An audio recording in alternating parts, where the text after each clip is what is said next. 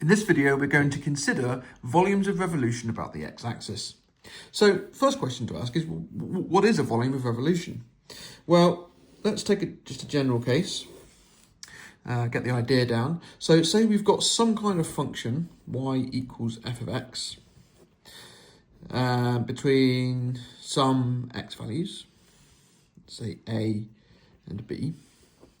But instead of calculating the area that's under that curve, which is an A-level skill, what instead we're going to do is we're going to take this area and we're going to rotate it around the x-axis, and it's going to give us a volume. So if a volume is created in such a way, we refer to it as a volume of revolution. It's got kind of that infinite degree of symmetry around this axis. Okay, that's what volumes of revolution do. It might be something like a vase or a bowl or something like that. Have volumes of revolution. So our job today is to calculate those volumes.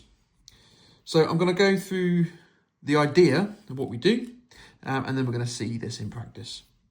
So when we calculate the area under the curve, what we do is we split the whole of the region up into infinitely thin little strips, and we add up those rectangles, and that gives us the area under the curve. But this time what we're going to do is, rather than splitting them up into infinitely thin rectangles, we're going to split these up into infinitely thin discs, or cylinders if you like. So you can imagine if I take this area here, and I rotate that around the x-axis, that's going to give me essentially a really thin cylinder. Really thin cylinder. And the depth of that cylinder, I'm going to call, for now, delta x, that's the depth of it. The radius of that cylinder is going to be the y value at that time. So therefore, the volume of that cylinder is going to be pi y squared times delta x. So that's the equation of the volume of a cylinder. Pi times the radius squared times the height. So that's the volume of one cylinder. And now if I have loads of these little cylinders and I sum them all up together, then that's going to give me the calculation for the volume of revolution that this area creates as it rotates around the x-axis. The way I notate that is v around the x-axis, so v subscript x, is going to be equal to pi times, let's do the finite case first, we're going to sum the y squared values, different y values, because y is going to vary as you go up and down the curve, times delta x, let's keep delta x the same, so the same strip width. And then as I take delta x to 0, so in the limit, make these discs infinitely thin, or if you like, I'm going to have an infinite number of these discs in the end, then this sum will tend to an integral. And I get that's approximated by the volume is pi times the integral of y squared dx. So the delta becomes a dx at this point. Okay, so that's what happens in the limit. That's really what integration is. It's the limit of a sum. It's the addition of an infinite number of infinitesimals. However, this volume is going to be some finite number, so we need a definite integral. Now, because we're integrating with respect to x, what we're going to have is x limits on my integral symbol. And in this case, we can see our x limits are going to be a and b. So a gets put at the bottom because that's the lower limit, and b gets put on the top. That's the upper limit. And although you don't need to know this derivation, it's useful to know where it comes from. It makes it a bit easy to remember, because this is what you need to remember. Okay, that's what we're going to be using in this video, this formula here. The volume of revolution around the x-axis is equal to pi times the integral of y squared with respect to x between your two x limits. Okay. Right, so that's the derivation. Let's have a look at some examples. I've got 3 examples to have a look at in this video. So example number 1, we've got a graph. It's just a simple quadratic graph. The equation of it is y equals 9 minus x squared. The region that's bounded by the curve, the x-axis, and the lines x equals -1 and 1 is going to be rotated 360 degrees around the x-axis. And we're going to calculate the volume of revolution that is formed when this is done. So we're going to use our volume of revolution formula that I just derived. So Vx is going to equal pi times the integral of y squared. In this case, y is 9 minus x squared. So I'm going to do 9 minus x squared with respect to x, between my x limits, in this case, -1 and 1. So this integral calculation will calculate my volume of revolution. This is just an A-level integral now. So pi times the integral from -1 to 1 of x to the power 4 minus 18x squared plus 81 dx. That's going to equal pi times a fifth x to the 5 minus 6x cubed plus 81x between -1 and 1. Right, subbing the limits. Going to get a fifth minus 6 plus 81 minus a fifth minus 6. Sorry, minus 6 and minus 81.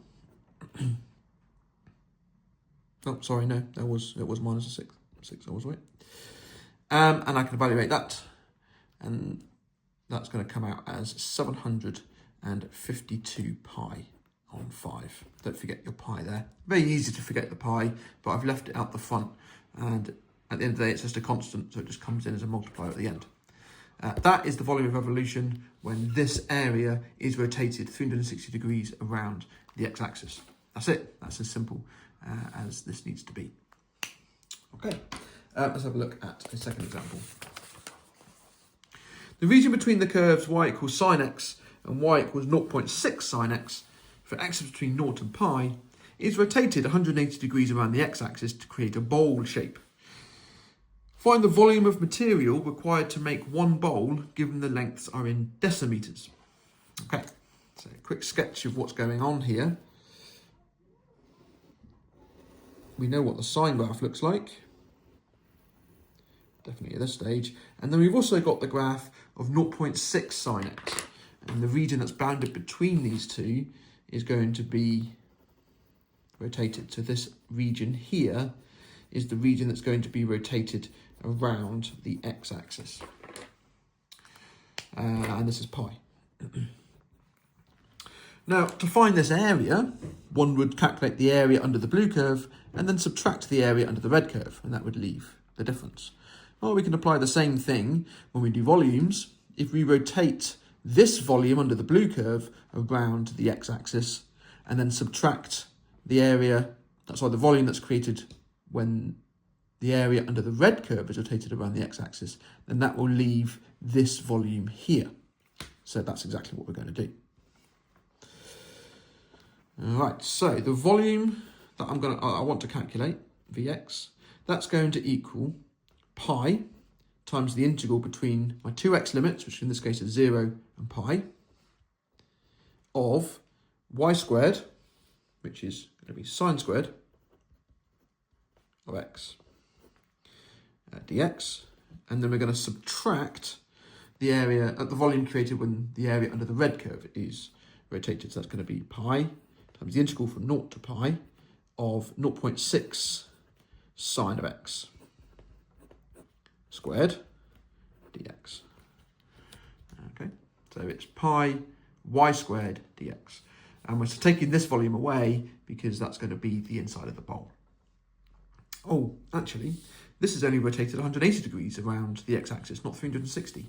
So we should actually divide that by 2 because it's only halfway. Okay, right, so we can combine those two integrals in this case because the limits are equal. So 0 to pi, and they've also both got a sine squared, so I can actually combine those as well. That's going to be 0.36 sine squared, that's 1 sine squared, so I'm left with 0.64 sine squared of x dx. Okay, right, so on my calculator,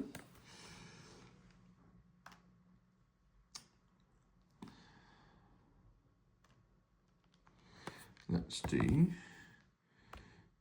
the integral of sine of x squared between 0 and pi. Now, this is an integral you do need to know how to calculate, but it is an A-level integral, so I'm not actually going to show the working here. However, if this were an exam question, you would be expected to show your working for the integral.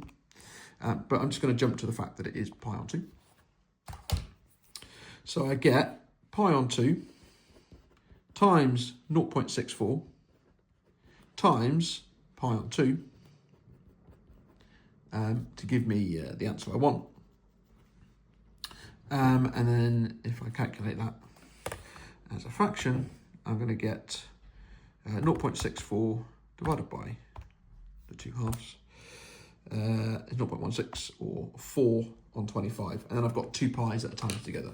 So it is 4 pi squared on 25. That's the exact volume of revolution that's formed when this bowl is rotated 180 degrees around the x-axis. Okay. And because the length's in decimeters, that would be decimeters cubed. So therefore the volume is 4 pi squared 25ths decimeters cubed. Okay, part 2. Given that I have 1 cubic meter of material, what is the most number of bowls that I can make? Right, so I need to convert my decimeters into meters cubed. Okay, so decimeters cubed into meters cubed. So by definition, there are 10 decimeters in 1 meter. Okay, 1 decimeter is 10 centimeters. So to convert from decimeters cubed to meters cubed, I need to divide that by 1,000. So that volume is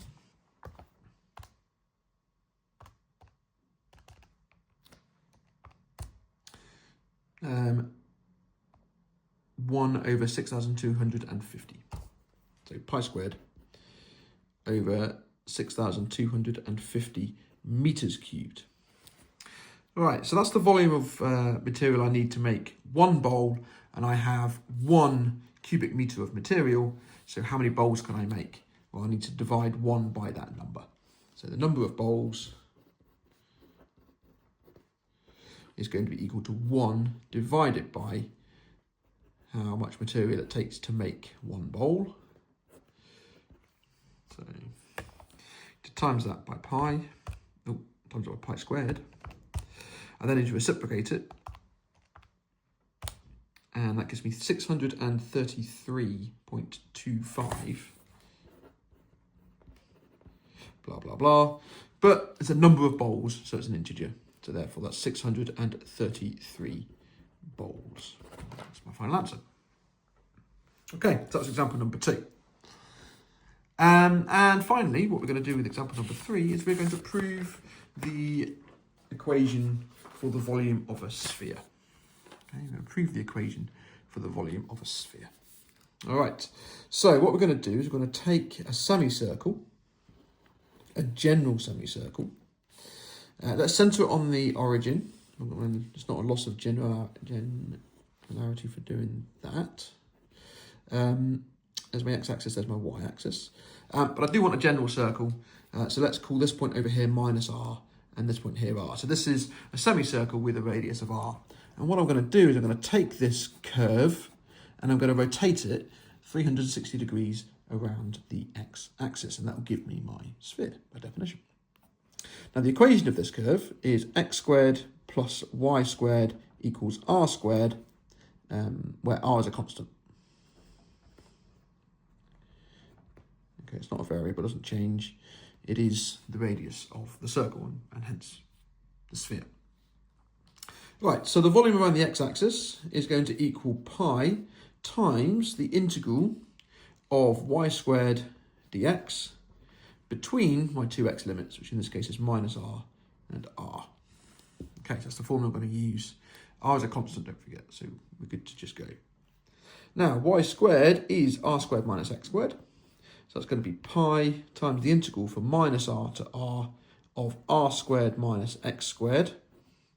And that's integrated with respect to x.